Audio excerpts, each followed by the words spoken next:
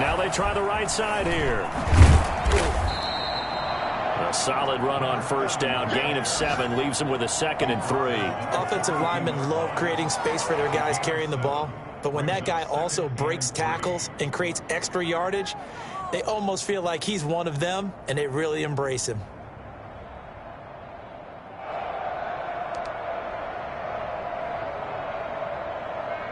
A good run got 7 on first. Here's 2nd and 3. From the shotgun now, here's an inside give. And flags come in as he gets forward for about 3 yards. Now let's check on the call.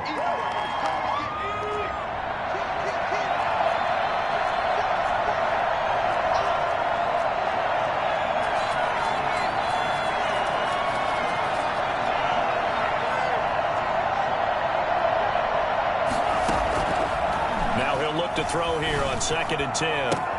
This is the tight end fan.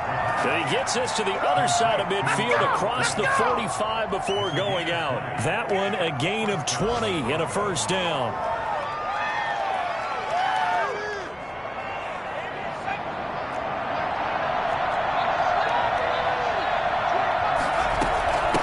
From the shotgun now, here's an inside give. And some good tackling there as he stopped up at about the 41. Give him 3 on first down. It'll set up a 2nd and 7. 2nd and 7 at the Packers' 41-yard line. Eluding the pressure right. Got a man over the middle, and it's complete. And this is going to result in another first down as the tackle's made at the Packers' 16. A really nice gain of 25 yards. And they go the wrong way here. Knocked back to the 20. Yikes, a 4-yard loss really sets them back now for 2nd down. The short field shrinks even more with the type of bodies they brought in on that play. Those extra tight ends, they weren't able to secure their blocks, and that one ended up going backwards.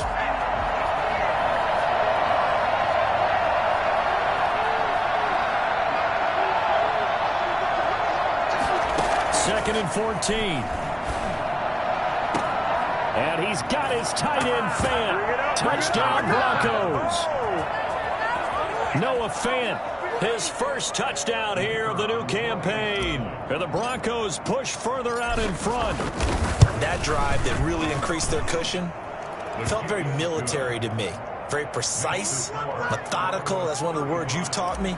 And they just got it done. And slowly but surely now starting to pull away a little bit. Things looking good for them here in the 3rd quarter. Not only pulling away, but you mentioned that slowly but surely. You also drain clock, too, with a drive like that. So you really give yourself an advantage. At their own 25-yard line. About set to get this drive started, the Green Bay offense at the line. They're down 3 touchdowns to this point, needing to put something together as they have it 1st and 10. And not much to speak of. Call it a 1-yard gain up to the 26. Credit him with a 1-yard gain there to make it 2nd and 9. 2nd and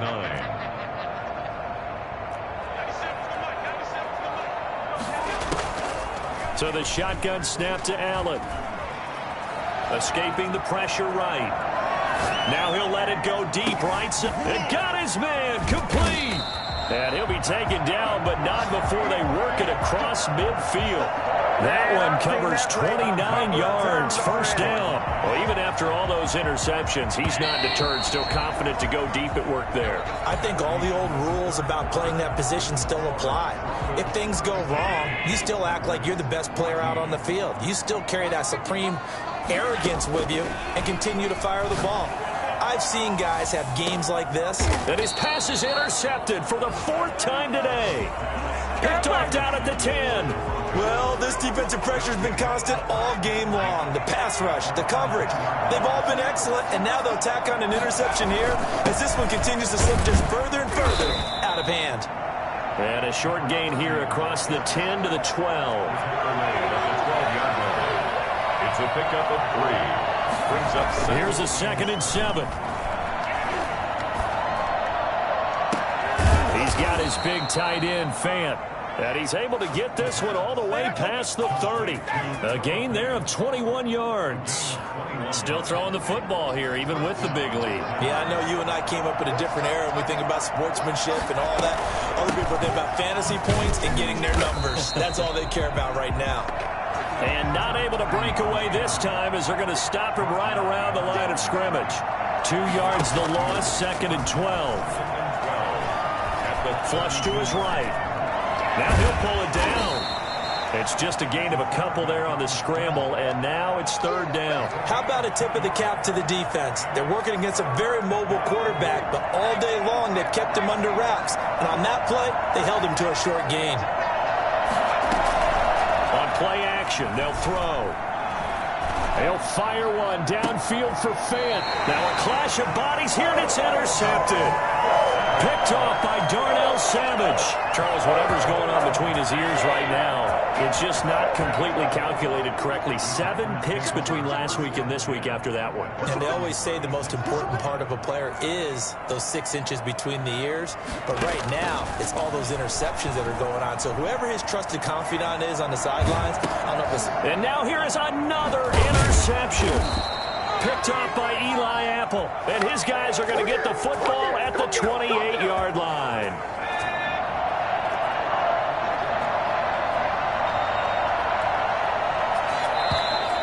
And now whistles and a flag. And I think we got a jump here. So a jump there defensively. And it's a killer. Watch the football. Don't move across the line of scrimmage until the ball moves. So this helps to start a drive. After the penalty, it'll be 1st and 5.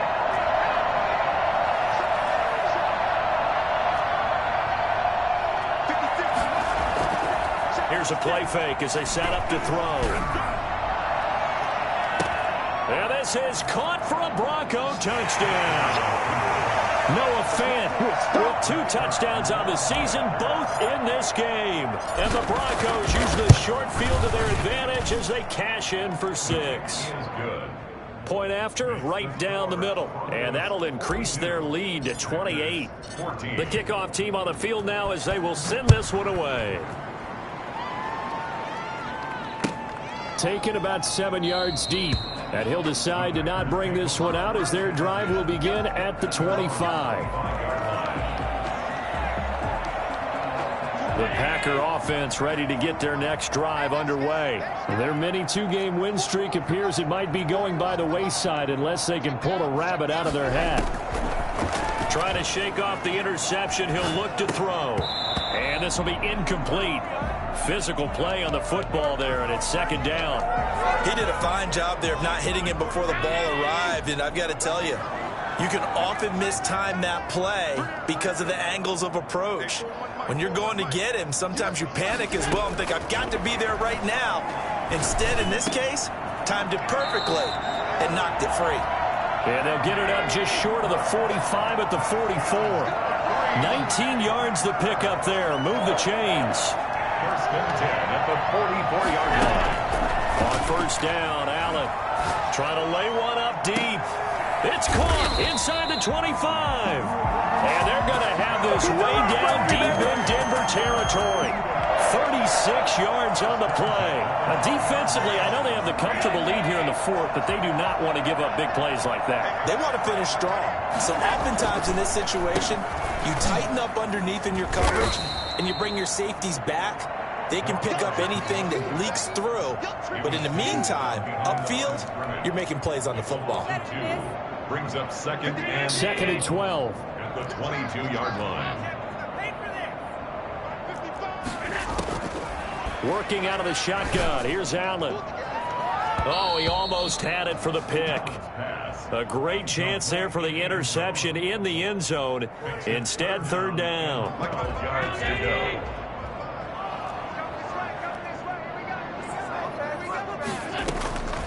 Operating from the gun. Allen under pressure, and he'll go down. Sacked back at the 31.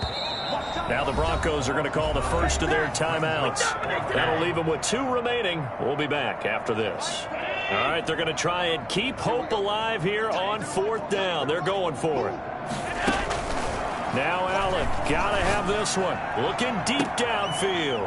And my goodness, another interception. A great read, and it's picked off. Just a little bit of a rough stretch. 6 interceptions now in these last 2 weeks combined. I know the easy thing is to go back to mechanics, footwork, things of that nature. Fighting to get back to the goal line. I don't think he got there. He did not get back there. It's a safety. And Charles, at some point, you can't keep worrying about big play. Can this be perfect? You just have to get the ball out of the end zone. And in the offensive huddle, that was discussed when they called the play. Just get out of the end zone. But you know what's interesting? A lot of the times in the defensive huddle, they actually call a set and then say at the end of it, get a safety. So it's preached, it's coached, it's thought about.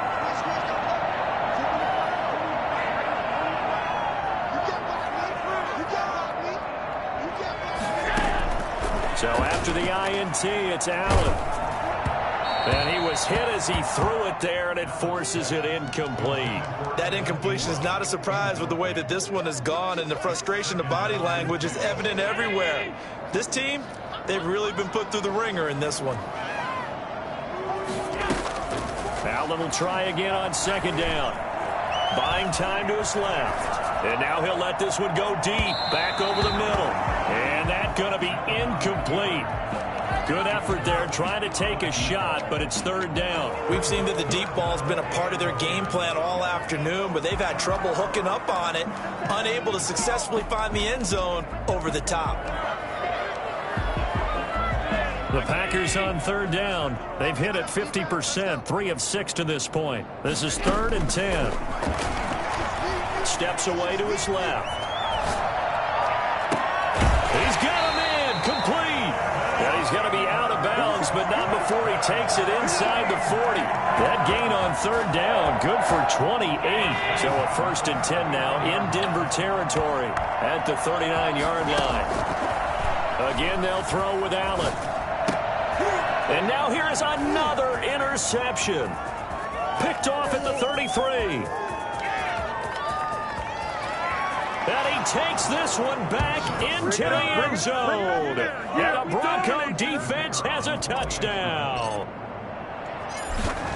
Defensively, they've had their way in this one. That pick six makes that scoreboard even more lopsided. I remember talking with a guy in the league, and I said, what do you do when the game's like this? You know, it's pretty much over. You ready to go to the bench and hang out? He said, oh, heck no. I want to stay on the field. I might get some stats. I might get a pick or two.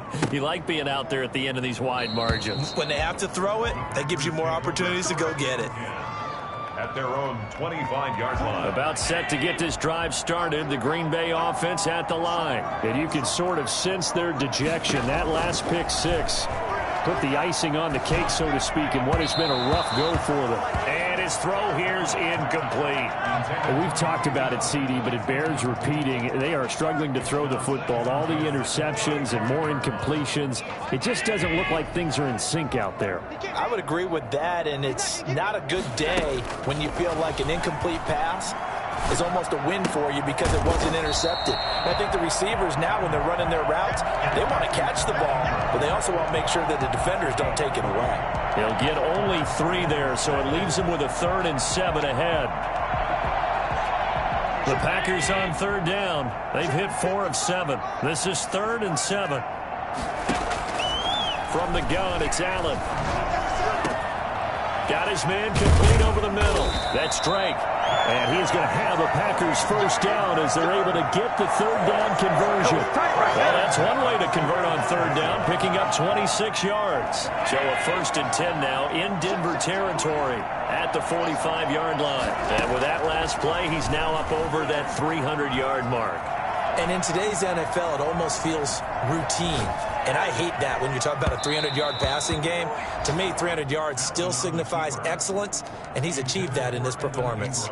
Evan Ingram was the intended target, and that'll bring up 2nd down. To throw again, Allen. And he's going to get this one down to the edge of the red zone. A first down there on a pickup of 25. Just 2 minutes remaining here in the 4th quarter of what has been a one-sided affair. So it's Packer football here as we welcome you back. They've got a 1st and 10 as they search for a late score. Flushed out right. And my goodness, another interception. Picked off at the 19. And a big turnover there as his guys will get the football back. CD, this defense, man, at this rate, they're just having fun out there right now. And normally with this type of a lead, if you're a starter on defense, you're saying, hey, let the other guys play. But with this going on, no one wants to come out of the game. They all want their shot at picking off a pass. There he goes right side. And they are going to score again. Yet another touchdown as they just add to their totals. And that run massively increased his production in this game, and now he's over 100 yards. And break out your calculator, partner, because his yards per carry went up significantly, right? Big-time jaunt all the way to the end zone. Extra point right down the middle, and the lead will swell by one more. Taken about 7 yards deep, and this will not be brought out. It's a touchback. At their own 25-yard line.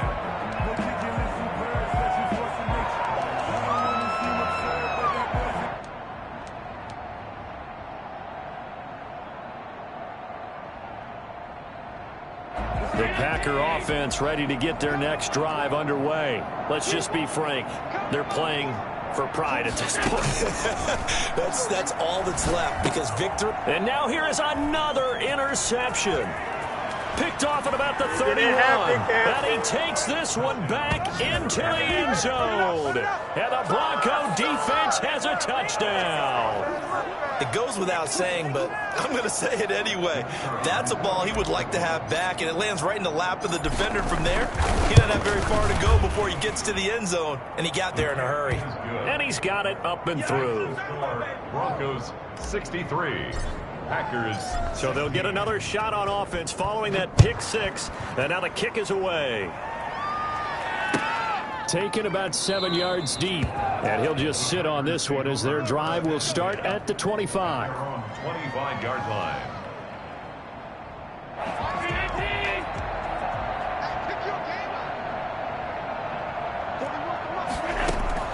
Now Allen to try again after the pick six. Dancing to his left. Now a desperation throw deep downfield. And my goodness, another interception. Picked off near the 26. And he's able to take this one back to the 36-yard line. The Broncos onto the field, ready to start their next drive. And this game comfortably in hand. The scoreboard speaks for itself, but you still got your starting quarterback out there. When do you go to the backup, let him get some time? And that's one of the great questions in the NFL, Brandon, because I'm just going to tell you, in the 2015 season, I commentated on 3 games in a row that were blowouts. And in none of them did the starting quarterback ever come out of the game for the team that had a big lead. And in each instance, I asked the coaches later on, why didn't you do that? And they all looked at me and said, just don't really do that in the NFL. You know, these guys play, and we just play them all the way through. Now, in certain situations, they will take them out, but for the most part, they're not as worried and concerned about getting them out of the game, and that's always puzzled me a little bit. He'll go up top here for Hamler. That's caught inside the 20. Now the Broncos going to use the second of their timeouts. That'll leave them with just one remaining in this fourth quarter of play. A real field flipper there as all of a sudden they've got a first down in the red zone. Now it looks like he'll throw here. Eluding the pressure right. And this is intercepted, but they'll say out of bounds. So very close to a turnover there in the end zone. As soon as I saw him break contain and get outside, my first thought and my eyes gravitated downfield because nowadays, most of these quarterbacks, when they do that, they want the big play downfield. They don't want to throw it short. In this case, he took the shot. It fell incomplete. And this one incomplete. Too much contact to hold on to that one, and it's third down. In any event, it happened pretty quickly. I'm not sure he made the right decision on that one. I think if he had it to do over again, he would have found a different target downfield. But he made his decision, and that one's incomplete. Historically, this is such a tough, loud venue, but you can hear a pin drop right now. A lot of fans long gone, not used to seeing a... And give them another 6. It's caught for a touchdown, and the blowout continues.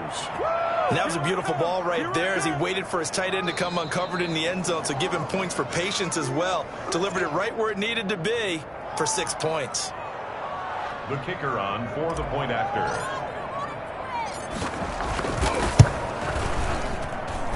It took them an extra look, but they found out it is a touchdown indeed. The official says this one counts. Packers. Extra point splits the uprights, and that will extend this big lead.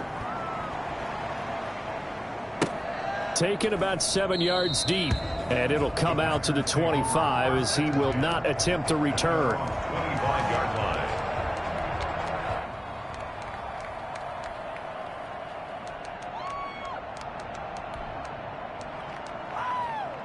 About set to get this drive started. The Green Bay offense at the line. They are just obviously getting shellacked here in this one, Charles. What's the message if you're a coach for this final drive in a lopsided game like this?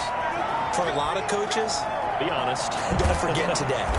Don't forget what has happened out here. Yeah, use that as ammo going forward. Exactly. Take a great look at that scoreboard. Realize how poorly everything went for us today. Coaching, playing, the whole deal. And never forget it, because you're not going to want that feeling again. No, you don't want that feeling again. And who knows? You may meet up with this team again. And he'll have it past midfield almost to the 40 before being taken down.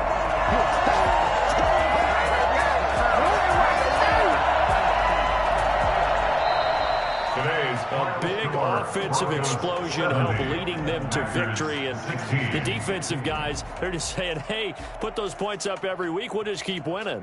They will gratefully accept them, won't they? It makes their job that much easier when they're scoring that many points. Allows them to play with a totally different style and a different flow. So for Denver, it's back-to-back victories now after the Week 1 defeat as they move to 2-1.